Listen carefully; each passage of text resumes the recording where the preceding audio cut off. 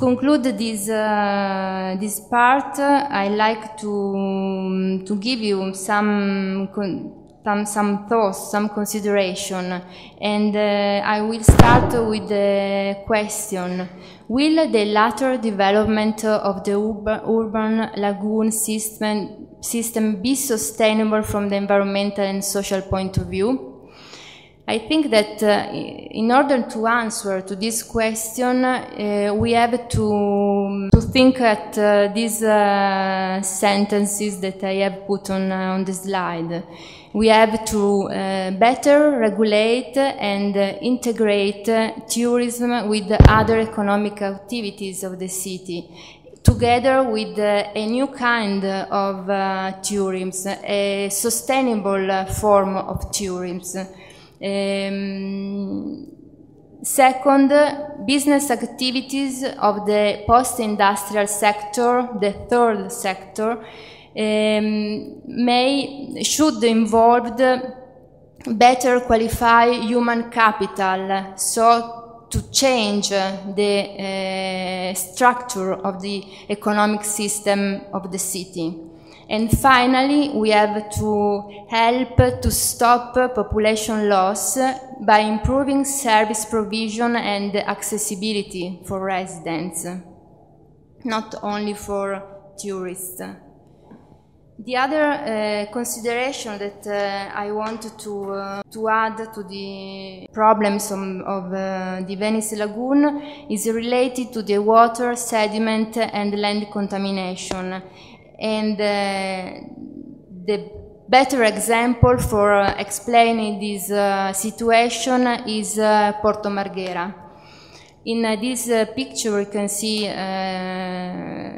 Porto Marghera. Porto Marghera is just a few kilometers from the historical city of Venice, and it is a huge industrial complex that hosts a lot of chemical, petrochemical, oil and other industrial activities.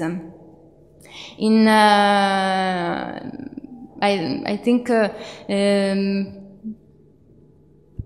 30 years ago, 20 years ago, in Porto Marghera, 30,000 people worked there. But now, with the global economic crisis, with the changes of the economic structure, a lot of people don't work in Marghera anymore. At the moment, I think only 10,000 people work in Porto Marghera.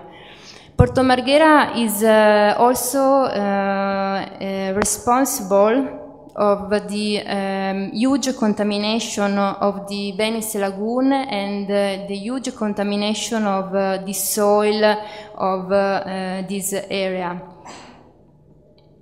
Here you can see how close is Porto Marghera from Venice, and you can see two pictures of the contamination of Porto Marghera in the past. This picture, I think, were taken in the canal in front of Porto Marghera, near the train station. Porto Marghera is also one of the 57 contaminated sites that are included in the national priority list, in the Italian national priority list. And these sites are particularly dangerous from the point of view of the human health and the natural environment. The total surface of Porto Marghera industrial area is about 6,000 hectares, 3,000 hectares of land and 2,700 hectares of lagoon and canal. It is also the Italian most expensive site for the cleaning up.